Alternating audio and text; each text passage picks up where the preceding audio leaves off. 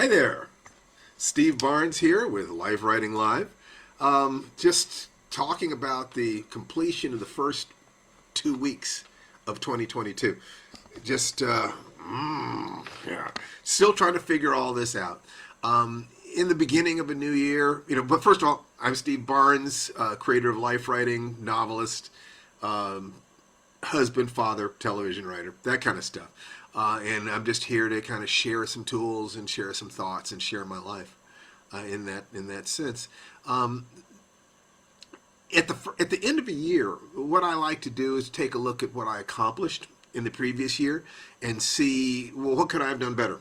What are my long term goals? What did I want to do short term? What did I accomplish? What didn't get done? Did I do all that I could? What do I want to accomplish in the next year? What am I doing every day? If I keep doing this every day, will I get there?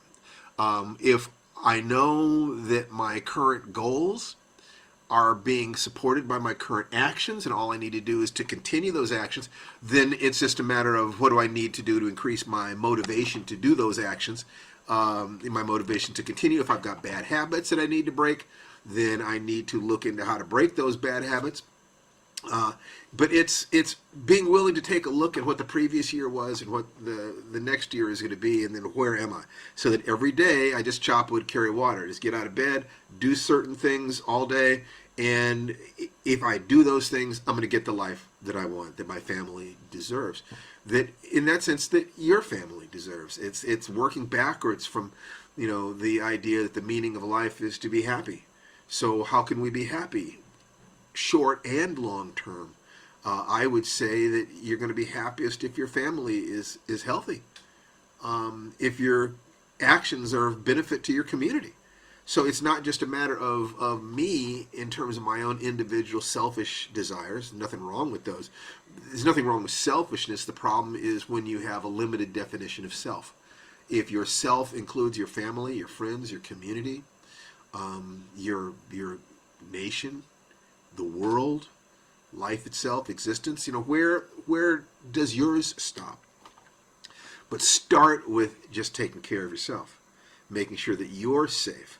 So working backwards from the idea that the meaning of life is to be joyful, to seek joy, then the first thing you have to do is make sure you're out of pain. What do you need to do that? Well, you need to make enough money to keep a roof over your head. You need to keep your body together. You need to keep your relationship together. Money and physicality and relationship, love, connection. Start with those things and you will automatically begin to extend outwards to the world. You need to make money by being a perceived benefit to others. You need to take care of your body by balancing the emotional need to eat in community, for instance, or spend time with people, with your need to eat the things that are healthy for you and increase your energy, and to spend time taking care of you, for you. And in terms of relationships, well, obviously, you need to start with self-love and a sense of self-worth, and then connect that to what is it that you can offer others? What can you do to benefit others? That one special person. That's the core of human existence, is a couple bonded, producing children, who then go out and bond and produce children, who go out and bond and produce children. So even if you don't intend to have kids, even if you are infertile or too old or too young, or simply make the choice not to for any number of different reasons, we're still living in a world in which that primary connection has been important to every generation coming before you, all the way back to living in the trees. But the core of that is, once you have developed some self-awareness, is who are you? Asking myself, who was I in 2021 such that these things happened? What is it that I choose to do in the next year such that who I am naturally leads to what I do for good, solid reasons, which then leads to creation of the life that I find joyful, that you find joyful. So it is looking at that. It's asking yourself where you want to be, asking yourself where you've been, asking yourself if your current behaviors will get you where you want to be, and did they create the world that you wanted. If so, then just you're one of the blessed.